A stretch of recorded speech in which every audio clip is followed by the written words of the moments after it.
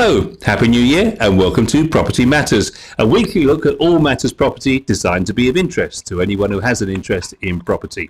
And Property Matters is supported by Fairview International Property Consultancy and auctionproperty.co.uk. Even into 2022, we'll continue to bring you the big property stories of the week. And so make sure that you comment in the comment section below, and also, of course, make sure you're subscribed and liked to the channel so that you get notifications of when we go live. The email address, if you want to get in touch, propertymatterstv@gmail.com. One thing's still the same, despite the fact it's a new year, and that's the fact that we're joined by Joe Joshi.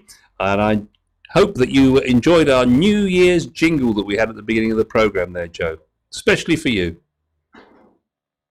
I loved it. It's very nice. It makes you feel very festive. And Happy New Year to one and all. 2022 will be obviously an unbelievable and amazing year again. And property will always be at the top end of the subject. There's no doubt about that in my mind. Because obviously it's the best investment everybody makes. I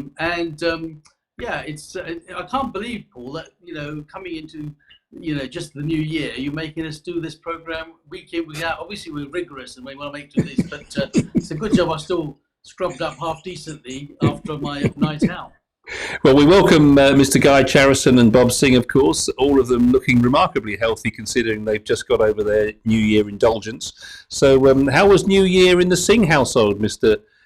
Bob? Well, we're quite traditional. We tend to go to the temple, the Gurdwara, and see in the new year there. So I'm fresh as rain. I'm fine. So it's Guy that looks a bit worse for wear. Peaky, a little peaky.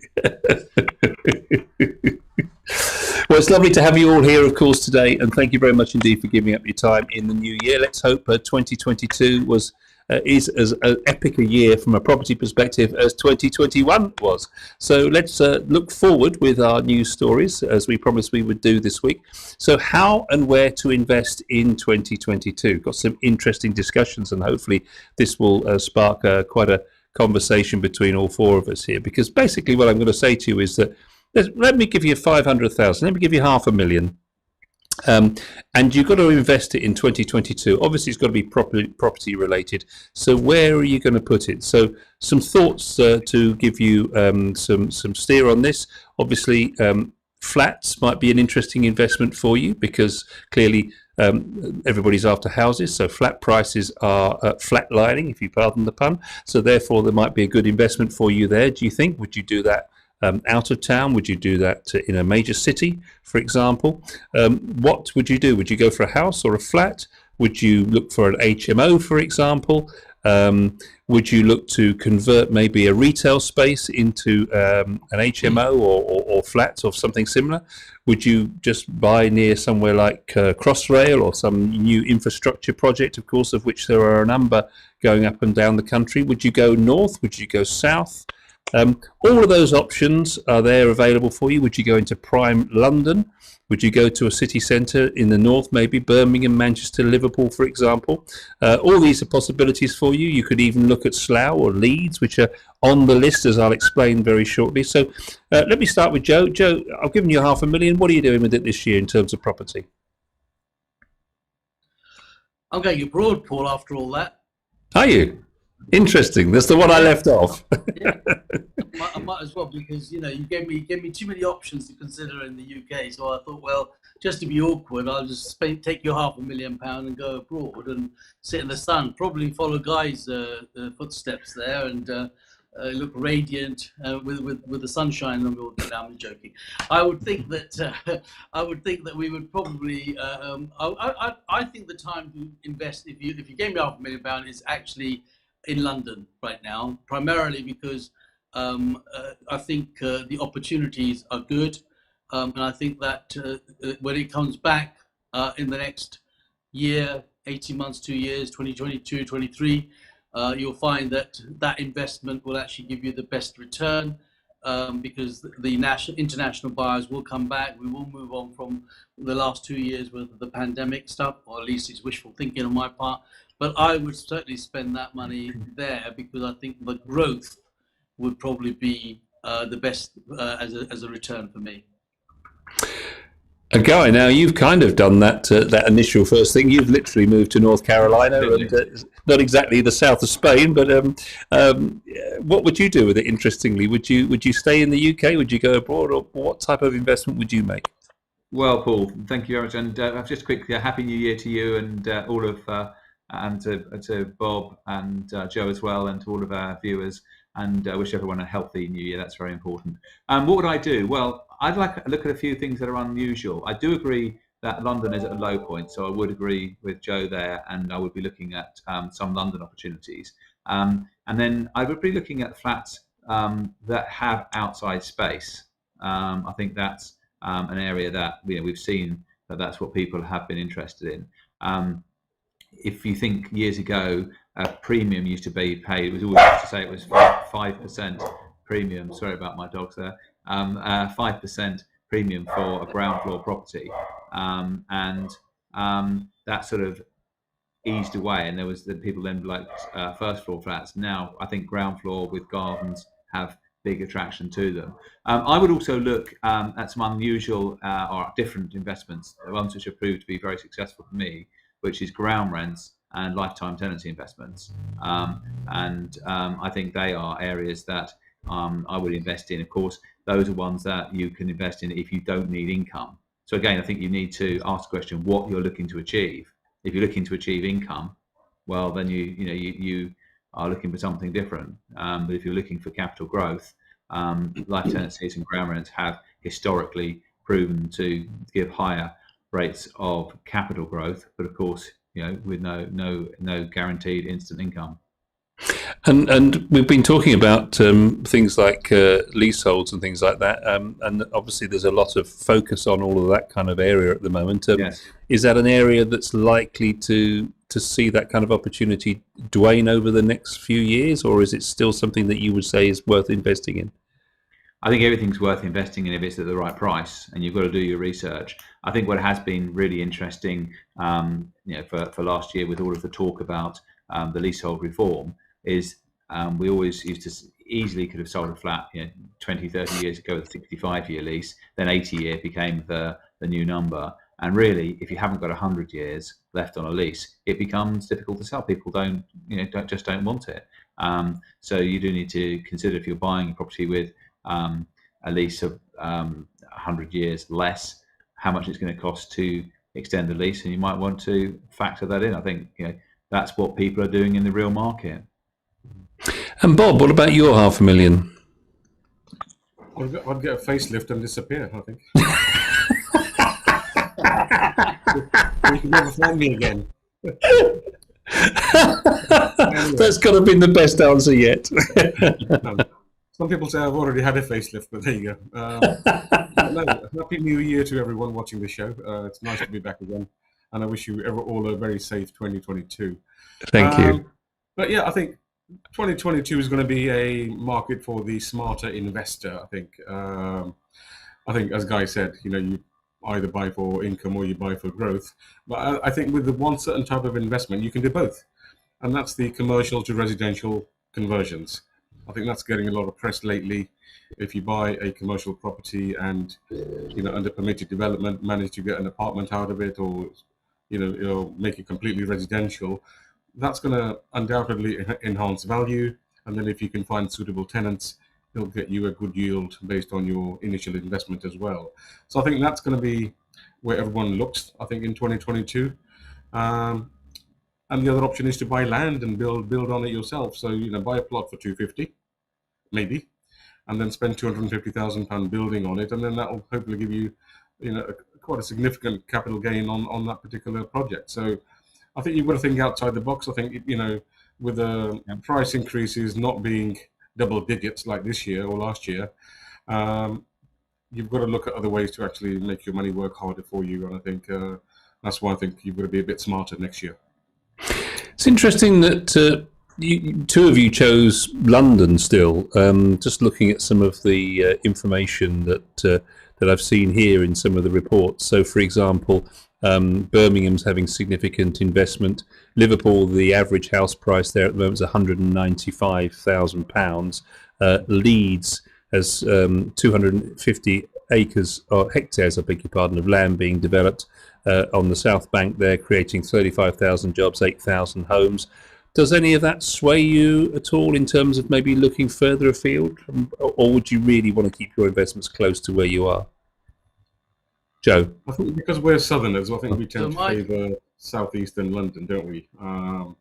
But as you said, somebody who did buy in Liverpool, Manchester, Leeds 5 years ago has done pretty well out of it. So I think if you're looking for income, I think the North and the Midlands is still a good bet. I think you're going to get a better yield, and hopefully the capital growth will also be there. But I think London will always have the edge in terms of capital growth. I think, yes, people are running out of London to get more space and bigger gardens and extra bedrooms and things like that. But I think that trend can reverse. I think it's been precipitated by the pandemic, and that the pandemic hopefully won't be here forever. So I think that tide will come back towards London. So I think being the capital, being where the money really is, because Liverpool, Leeds, Manchester, all those towns that you've mentioned, if they don't have the infrastructure or the investment in them long term, then the jobs won't be there either. So you've got to look at that. So and London, I think, will always have the jobs. I guess, Joe, there is a logistical issue, isn't there? I mean, if you've got your investment some 250 miles away and you want to keep an eye on it, it's logistically a nuisance compared to having something around the corner, I suppose. Yeah. So for me, I've always looked at it in the sense that if it's more than 45 minutes to travel, I think you're wasting a couple of days in trying to maintain your investment. So anything that is within half an hour to 45 minutes of travel is something that I would look at. So from where I live to going to London or around me, which is about 45 minutes, is good. Yes, it's a great idea in Leeds and Liverpool and so forth to do that, but you are then looking at a couple of days worth if you have to go and deal with something or something's gone wrong, and so time is money too. One thing I would just say, the danger of we talk about, just take example Liverpool, the danger of buying in Liverpool if you don't know the town, you just think, well, Liverpool, but there's so many suburbs. Like you wouldn't just say, well, great, buy something in Greater London.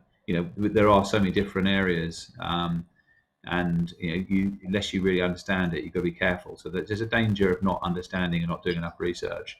And just if I can just pick up on one of the points that Bob made about permitted development flats, I think you need to look at those very carefully, because I think you might have touched on this previously. Some of the quality of the permitted development actual units are very poor. And it does worry me a little bit that they could become almost new ghettos in the future. So if you are doing those, please do them to a good quality that you'd want to live in yourself. We're looking ahead to 2022. We've got no stamp duty holiday, or at least we don't expect to have one this year. So it's likely to be a steadier year. So you're not going to make a quick killing like you could have done this year. So how do we see the year panning out from a property perspective in terms of the market? Joe, your thoughts first. I think stability is going to be the thing.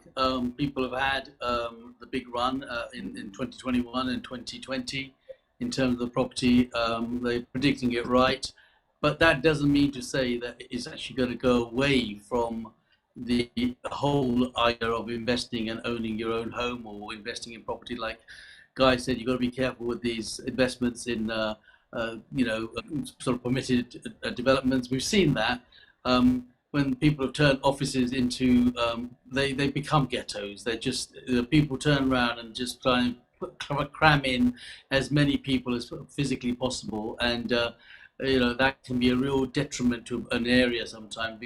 You have a nice place there, and all of a sudden it's just becoming so for people to just dump a million people into that small place, and there's no law that says what size of an accommodation, and it's actually quite disgusting to see some of those that have been allowed, but people have got away with them. So I think that is a very, very wise thing to say from Guy's point of view, that you've got to be careful, and I would say the same thing, that these things they sound good and they are attractive, but you can actually end up catching a cold on those things. So sometimes traditional stuff is better. Last year we had a site which, to just give you an example, the guy actually built the base of their property, thought it was a great deal, and then ended up sort of saying, I'll buy something from China. And they bought a whole steel structure frame from China and had the container delivered. And of course, the Meccano set didn't fit. And so subsequently, it just ended up costing them a lot of money. So, sometimes you think something is cheaper and it is more attractive, and actually in the long term, you end up paying through the nose for it, or losing all of your money and even in the properties. And so, always take caution and take advice. I mean, we have a panel here of many years of experts and knowledge, and we're always available to give the guidance and support in any possible way to any of our listeners and viewers. And I think, when you look at what you can do and what you should do and where it should be, take caution and be advised. I've had experiences, I'm sure Guy will share those experiences where people have bought. I mean, I had a client who bought something in Manchester, and said, "Oh, I bought something in Manchester. It was a really good return on the yield." And when he actually went there, there was nobody there. There's no rent coming in, and ultimately he ended up holding a baby that was then losing money. So, it is important that distance and time is part of your calculation. I've always used 45 minutes as a rule of thumb, because I know if it's an hour, it's a day. If you go, it's a bit like leaving for school when the school runs in the morning. If you leave at the right time, you're going to get out there early. If you leave at the wrong time, you're going to stuck in the traffic. And if you leave later, you're definitely going to be later. So, it's all about timing. Good advice. Guy, how you're feeling about 2022? Are you optimistic? I think so. I mean, we had such a good year last year. Everyone is confident about 2022, which is wonderful. So the year we're in now, but I have some caution because things have changed so much. There's been so many in the last couple of years. There's been so many chops and changes, and things haven't quite worked out as we thought. Who would have thought at the beginning of the pandemic property prices would have risen so much? Nobody, not any of the experts predicted what's actually happened. So, I've got a little bit of caution. I think everything. I think it should be a good year because there's definitely a lot of demand still. But I just think we don't quite know what's going to pan out in the year. And Bob, you see this obviously on a. So, Bob, you see it on a day-to-day basis in terms of the cases coming up for mortgages, etc. So you get a real flavour of what the marketplace is like. How do you see 2022 panning out? I'm quite positive in a way, but I think it will be not as good as this year. We had a good finish to 2021. Yeah. We did a lot of business. So the stamp duty obviously was a big factor in that. Now we're in a lockdown again, so I think, who knows? But I don't think we'll be as busy this year. And as I say, transactions will be down. I think price growth will be modest. Hopefully rates won't go up too much, although, we have had one increase in December. Hopefully there'll be nothing in January this month. But who knows? I think, as long as inflation it stays around 5 or 6, it's not too bad. But if it starts running away and the real cost of living, becomes apparent, then those rates could rise by another 1%. And that will start to harm the housing market, particularly those on variable rates and not fixed rates. Because your mortgage payment is your biggest outlay from your pay packet. And if that eats into your spending power, that reflects onto the other consumables that you might spend your money on, like Joe says, carpets and curtains. If money's tight and it's all gone towards the mortgage, you're not going to have a night out. You're not going to buy new white goods. You're not going to travel as much, and that has a knock-on effect. So the government's acutely aware that the housing market is the key to UK PLC. If the housing market isn't moving, UK PLC isn't moving and generating income. So they will do all they can in their power, and let's hope the consultation paper on the affordability issues around mortgages comes to fruition and people can borrow more sensibly, and I think that will keep the market going. But I don't think we'll be as busy as last year. No.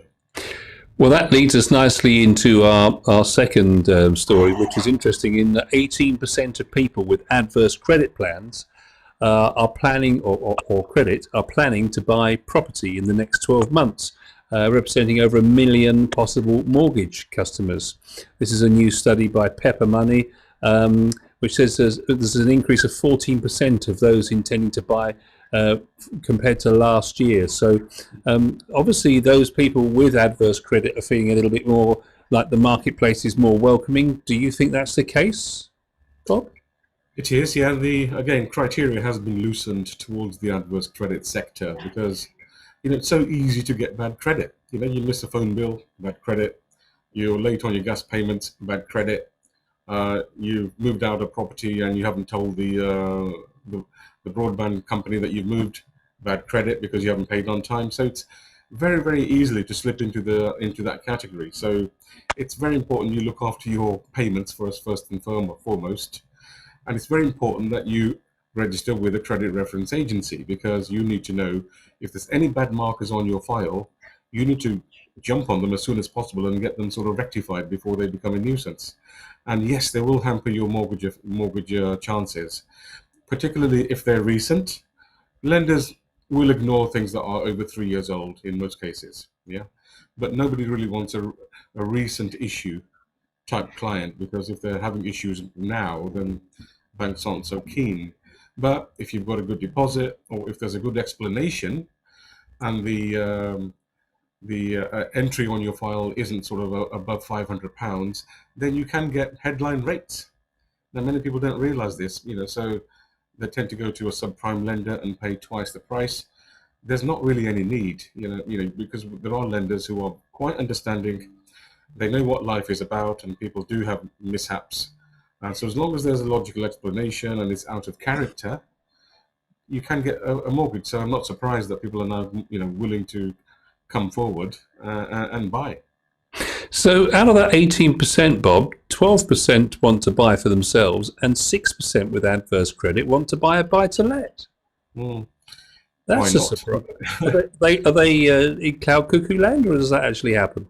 No, I mean, because, to buy a buy-to-let, you have to obviously satisfy certain criteria in terms of income and being a homeowner yourself. So, it could be that the issue on your file wasn't your problem, but, many people still have buy-to-let ambitions, and they should not be thwarted just because you've got some adverse history on your file, because you could be buying a very, very good opportunity. So is that opportunity worth more than the extra you have to pay on your mortgage? So it's a bit of a calculation and a bit of a sum to do to see whether it's worth going for that expensive mortgage right now just to get that deal. But why not? I think, it's now possible. So lenders, again, on the buy-to-let sector are also flexible. So yeah, it's no surprise to me. No. And I guess, Guy, even if you do have bad credit, it makes sense to get involved with a property investment because looking at the other options available to you right now, it's the one that's most likely to do you some good. Yes, I think that's right. But by the way, I think Bob's given some fantastic advice there. That particularly that you can still obtain normal rate mortgages rather than going to secondary lenders. That's really good advice, Bob. I'm sure everyone's going to enjoy that. Absolutely, yes. I mean, why shouldn't they? And, what does adverse credit mean? It could just mean one telephone bill that wasn't paid by mistake, or even a utility bill in a property that you had let out and you didn't realise the void change or something.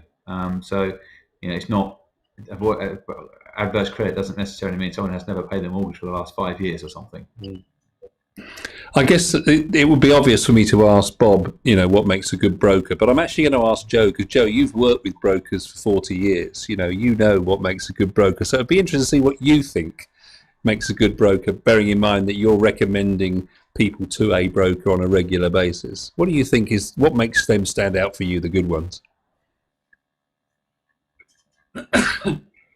I think what stands out to me is always good advice. I think a lot of brokers that we've used previously are self-centered for their own gain. I've been in longevity for the time that I've been. I mean, that's why 40 odd years later, guys saying we are people that have had long-term. And the reason why long-term is because those clients come back to you and because you've done a good thing. But there are brokers out there that will maybe just look at it for their gain, and sometimes that short gain is actually not a real, and that is something that I can't endorse primarily because, you know, it does come back to haunt, and it does come back to bite people like me, because they'll just say, I did that because you told me to go there, and that bloke's done this for me, and that. So we have to look at that. So as time has gone on, we're very cautious about who you want to recommend and who you want to, and that doesn't just go to brokers. That goes to a lot of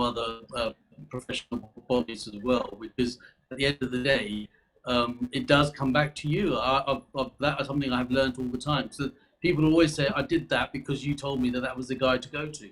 Yeah, you might have done them a favor to get them across there, but if it goes wrong, you're the one that's going to get done. So we are cautious in that sense. And of course, you know, longevity, trust, and making sure that they're given the right advice is key. The key is it will come. If you've done a good job, someone like Bob, who's been in there as long as we know, he knows his customers will come back. He knows that, you know, they might go away and try another broker somewhere because they think that that's going to be better. But if he's done the right thing, they will definitely come back. And I think that's very important, I think. Great advice. Thank you, Joe. Last story of the week for this week. And I wanted just, because we've never talked about this, interestingly, the notion of second charges. And I'm going to come to you, Bob, first for an explanation of what anybody that's watching doesn't know what a second charge is. Can you just explain what, when it says here, more home owners use second charges to improve their homes in 2021? Just explain what that is for us, would you, Bob? Sure. A second charge is a charge placed on your property by a lender other than your main mortgage provider. So your main mortgage provider will be the first charge holder, and then the person who comes in second and lends you more money to do your home improvements is the second charge lender. So there's a whole army of second charge lenders in the marketplace, probably more than the prime lenders, to be honest with you. There's so many sources for second charge lending. And because second charge lending isn't as tightly regulated as first charge lending. So they can lend you more money than your main lender, but your first port of call should always be your main lender to see whether they'll lend you the money. Because if they lend the money, they're lending on first charge rates, and that's likely to be a lot cheaper.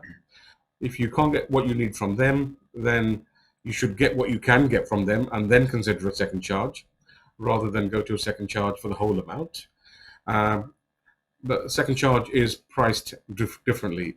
It's going to be at least 3 or 4% at the moment, but I regularly see second charge people paying 9, 10, 13% on their second charges because they've never bothered to review their mortgages.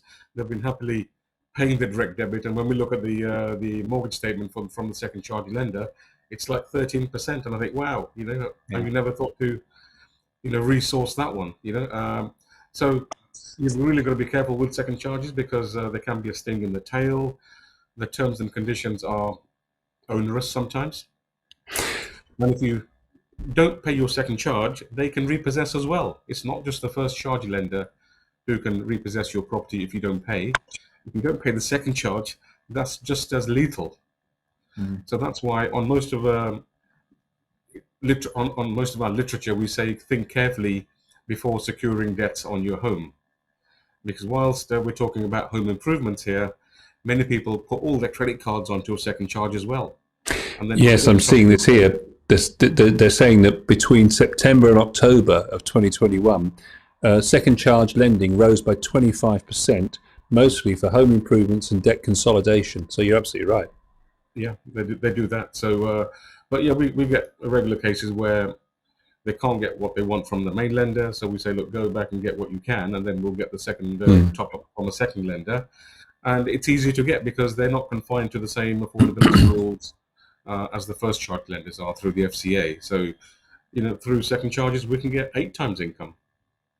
I get, and sometimes, of course, you'll see the second charges quoted in rates, and they look very good at 1 or 1.25%, but that's monthly.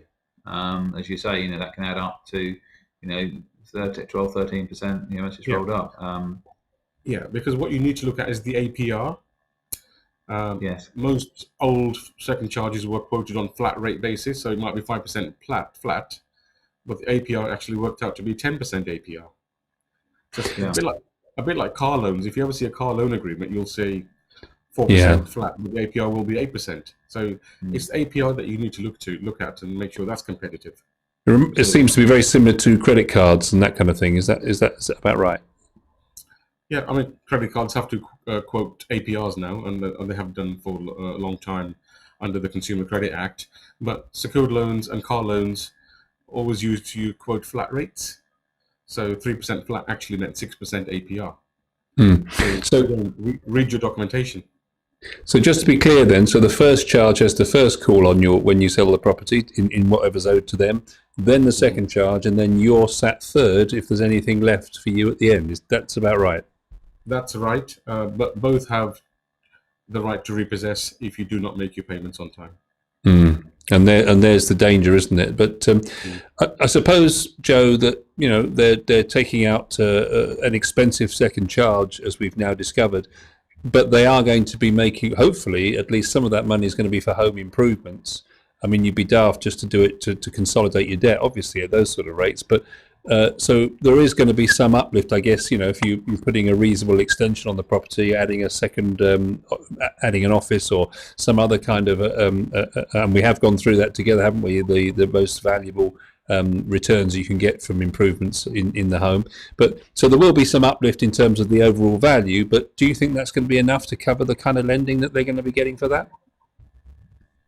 To be honest with you, Paul, I think that a lot of people take a second charge not for the purpose of home improvement and all the good things that we would like to really think that that's what they've done it for. It often has been used for things that are probably got no relevance. So unfortunately, the investment doesn't always go into the property. It could go into things like, the notion of maybe going out and buying a sports car or something completely different that is not going to actually give them a return. The risk is always about as having a second charge on the property, then not being able to make the payments, and then actually, sacrificing your home just because you had something else that you wanted to achieve and someone else has done that. So he's absolutely right. The first port of call is always a further advance, potentially, to go back to your existing lender and say to them, look, I want to do this. A, it's a bit cheaper. B, it's a bit more secure because, you know them. But second charges can be expensive and they don't always buy or do the things that they say they're going to do.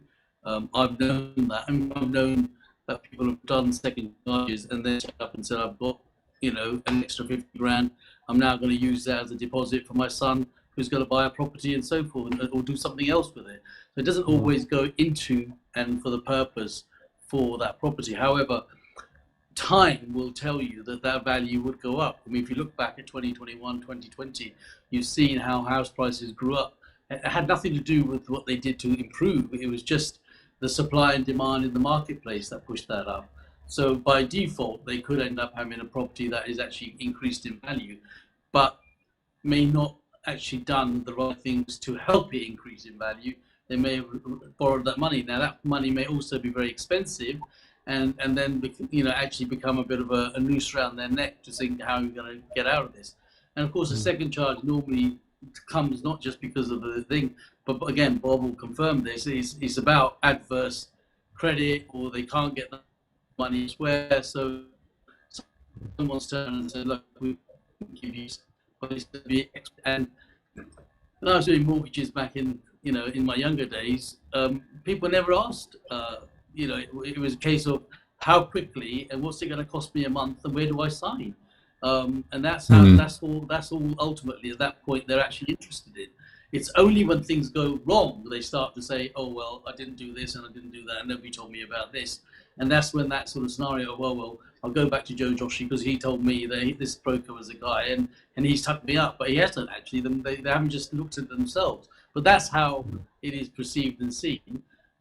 And I not always people that do or say what they're going to do or say, and the messenger will get shot in that situation. But I think having Bob on board, giving advice and guidance for the mortgages and the advice that he gives is that's his job. That's what he does, and that's part of the reason why we like having him on board, because I want to make sure that Property Matters, what we stand for, is exactly what our guests do. and that is to provide good advice and good guidance, and in the right way. And that's my view in terms of what people should do.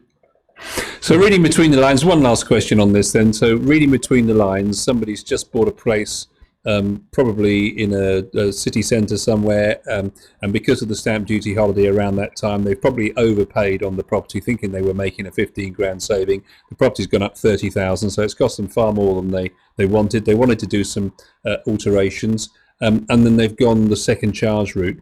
Assuming that they had the intention of using the money to develop the property, what do you all think would be the best way that you would go about that rather than using an expensive second charge? Would you go back to your original lender and have a conversation, for example?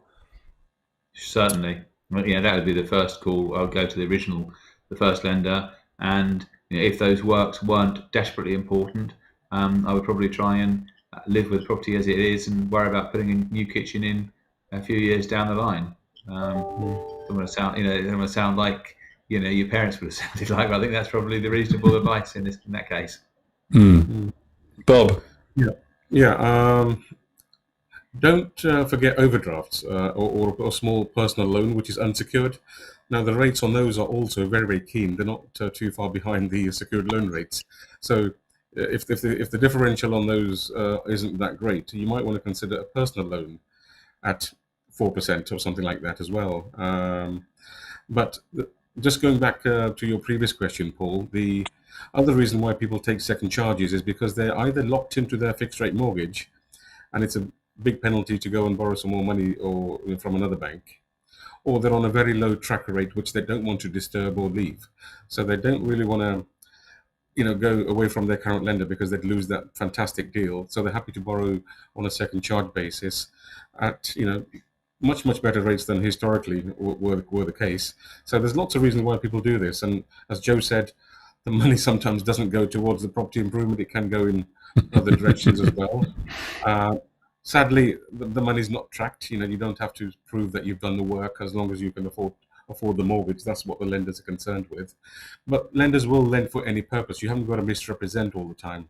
So, we can do, if you want to buy a sports car, we can do that. As long as you're honest with us, we'll find the best way to do it.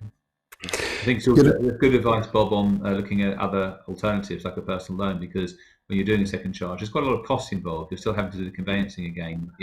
Absolutely. And if all else fails, if all else fails, there's a guy that lives in Carolina called Guy Charrison. He lends money at cheap rates. Lord Charrison of North Carolina. Thank you all for joining us both on our Boxing Day show last week, of course, and of course this first show of 2022. It's been an absolute pleasure to have you all on the programme and giving on such sage advice to us all. Thank you so much indeed, and thank you for watching Property Matters. We'll be back, of course, with another show again next Sunday and throughout 2022.